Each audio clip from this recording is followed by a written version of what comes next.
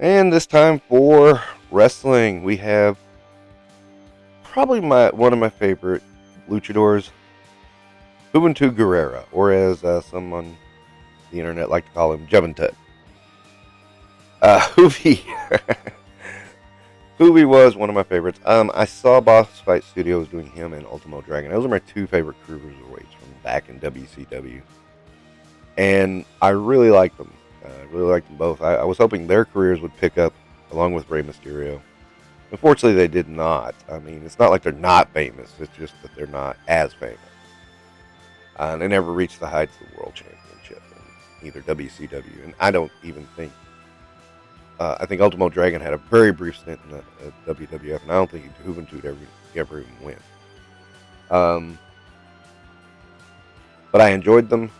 They were fun. They were really great wrestlers, high flyers, who just did well and did things nobody ever saw before. And this figure, I was like, okay, this and Ultimo I have to have, because these are two of my faves. And I doubt very seriously we're ever going to see them in the WWF line. So, a little disappointing because, a guy like Juventud really needs some heavy-duty articulation. I mean, we're talking real-life Spider-Man level articulation here, and it is not present. Is it terrible? Well, no. I did get this one on sale. Well, no, I didn't. I got it for my birthday, but my wife got it on sale. So that lightens the blow a little bit. It's not so bad. I could complain here, but I won't complain too much. One thing I'll point out, and this is one that's going to bug me, is, Juventud to Rey Mysterio Jr. Well, in comparisons in real life and comparison to these toys, I know they're two different companies. Yeah, it's not quite right. It's kind of disappointing. All you can really say. Of course, I think Ray is a little bit taller than he needs to be anyway. He's a lot better than he used to be in the old Jack Pacific days when him and Undertaker were the same size. But he is a little bit taller than he needs to be. Juventud, I think, maybe that makes Juventud just right then. I don't know. But I am disappointed with the articulation just because, you can't get into some of those dynamic moves that Juventud does. I mean, it's a lot. If you watch Juventud at any level, he does a lot of stuff.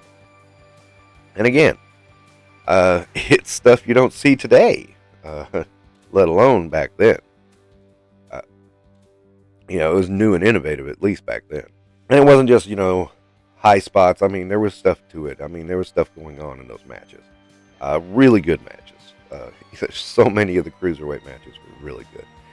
Now, I don't agree with some assessments that the WCW cruiserweights were carrying the company. I gotta admit, I was a sucker for Hogan versus Piper. That one was like, yeah, I want to see who the better icon is. And I was a bit of a sucker for Hogan versus Warrior until the match actually happened. Then it kind of deflated. But lead up, pretty good. I was on board. But, there's a lot you can say about that main event area at that time in WCW. But, the cruiserweights were a good attraction to keep the card moving. Now, what made that era WCW really special was you had the undercard, which was the cruiserweights who were proving themselves were really good. You had the mid-card, who had a bunch of guys who had been in the business for a while but never had the time to shine, looking really good. You had the top-tier guys that everybody knew, looking really good. It was when the idea that people had their place and they wouldn't move was a problem. Because some of those guys needed to be in the main events, and they weren't.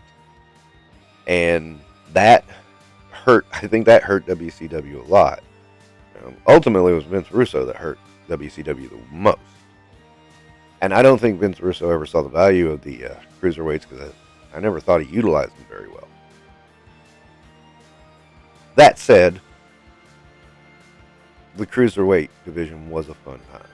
And at least I have a Juve. You know, I can say that much. It's fun to have a Juventud Guerrera.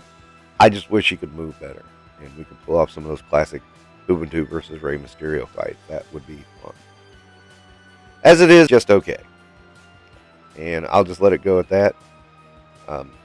But at least I got that in my collection. So thank you for watching Infinite Realms. Don't forget to like and subscribe.